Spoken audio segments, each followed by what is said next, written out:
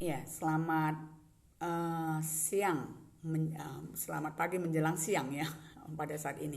Ya, pada pertemuan ini kita akan mempelajari tentang pelanjutan tentang kelompok sosial. Ini kelompok sosial yang khusus yang disebut dengan istilah universalisme, partikularisme, dan eksklusivisme.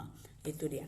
Mari kita lihat apa itu tentang konsep ini. Konsep ini menjelaskan tentang kecenderungan tindakan seseorang ketika menghadapi pilihan untuk bertindak berdasarkan norma atau kepentingan pribadi atau kelompoknya. Nah, ini dia konsep pembelajaran kita pada pagi hari ini. Ya. Apa itu universalisme ya? Kita melihat apa itu kalau dikatakan universalisme. Kalau seseorang yang mementingkan orientasi universalisme artinya adalah universal yang umum, dia mengutamakan nilai norma yang berlaku dalam tindakan kelompok yang umum, mengutamakan tanggung jawab umum dan kepentingan bersama di atas kepentingan pribadi. Jadi kalau orang menyatakan dia itu universalisme, dia itu tidak membedakan perilaku antara anggota ya, jadi dia itu sikapnya umum. Ini yang kita harapkan dari dia ditemukan pada kelompok yang formal yang dibentuk berdasarkan kepentingan. Kelompok biasanya memiliki aturan tegas dan meningkatkan hingga interaksi antara anggotanya lebih teratur dengan sistem. Jadi misalnya seperti kita di sekolah ya, kita mempunyai kelompok sekolah itu sifatnya universal, umum. Misalnya kita juga masuk kepada kelompok keagamaan, itu pun sifatnya umum ya. Mari kita lihat selanjutnya. Iya. Apa yang dimaksud dengan tadi sudah universal, sekarang kita dimaksud dengan partikularisme. Yang kalau dibicarakan tentang partikularisme itu adalah seseorang yang mementingkan orientasi partikulisme akan mengutamakan realisasi khusus seperti pengaruh hubungan emosional dalam bentuk kelompok. Partikulisme lebih mengutamakan kepentingan golongan di atas kepentingan bersama. Berarti universalisme sama partikulisme itu berbeda jauh. Coba kita lihat. Ciri-ciri partikulisme itu yang pertama, dia tidak mau melakukan perkawinan campuran dengan suku lain. Jadi suku bangsa lain ya. Jadi seperti di Jerman dahulu pada masa Lenin, dia tidak membiarkan orang Jerman menikah dengan kelompok lain atau kita lihat kepada masyarakat yang berkasta. Mereka tidak akan mau menikah dengan kasta lain. Itu dia contohnya. Ya, merasa adat istiadatnya lebih tinggi daripada suku bangsa lain. Mereka ingin selalu dianggap yang paling baik, paling unggul maupun paling benar. Selalu mengutamakan kepentingan kelompoknya. Jadi kalau misalnya kita melihat ada di sana kepentingan-kepentingan lain, misalnya orang yang mencari pekerjaan, dia lebih mengutamakan orang-orang yang dari kelompoknya ya.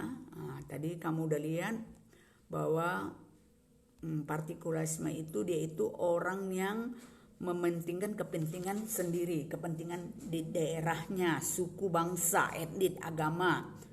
Ya, jadi ini yang sangat istimewa. Jadi dia lebih mengutamakan kepentingannya. Kita lihat seterusnya adalah tentang eksklusivisme. Itu artinya adalah kecenderungan untuk memisahkan diri dari masyarakat lain. Jadi eksklusivisme itu dia tidak suka kalau dia bergabung dengan orang-orang yang tidak sepaham dengan dia. Jadi sikap eksklusivisme memiliki sisi positif dan negatif. Kalau dia dibilang sisi positif, maka dia itu bisa mempertahankan kebudayaannya, menganggap budaya kelompoknya lebih baik dan wajib dipertahankan. Jadi ini kita perlu juga di dalam untuk mempertahankan adat istiadat kita memakai sistem eksklusivisme. Jadi eksklusivisme itu memiliki ciri yang pertama menutup diri dari pengaruh luar, memisahkan diri dari masyarakat yang umum, menganggap bahwa kelompoknya itu yang paling benar, memelihara kemurnian adat istiadat, tradisi dan budaya. Jadi kalau dia itu bersifat negatif, maka eksklusivisme itu dia itu sangat tertutup, dia tidak mau menerima pengaruh budaya luar sehingga sangat sulit untuk melakukan berbagai perubahan yang bersifat yang baik. Jadi kelompok partikulisme ini partikulisme yang bersifat eksklusisme, dia itu dapat membuat hubungan menjadi tidak harmonis. Jadi kelompok dia tadi sudah masuk kepada kelompok pertama partikulisme, baru dia melanjutkan dengan eksklusisme, dia mengasingkan diri. Ini sangat sulit untuk melakukan perubahan. Jadi hubungan menjadi tidak harmonis, apalagi kalau di Indonesia ya, kita masyarakatnya masyarakat yang heterogen. Jadi memiliki berbagai macam bentuk ras, etnis dan agama kebudayaan. Ya, jadi sikap yang paling penting itu adalah yang kalau ingin mengembangkan perubahan kita harus bersifat universal.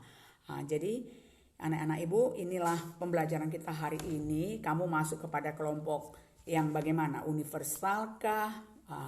Partikularisme kah? Dan atau eksklusisme? Ya, ibu harapkan kamu masih masuk kepada kelompok universal. Oke, selamat jumpa.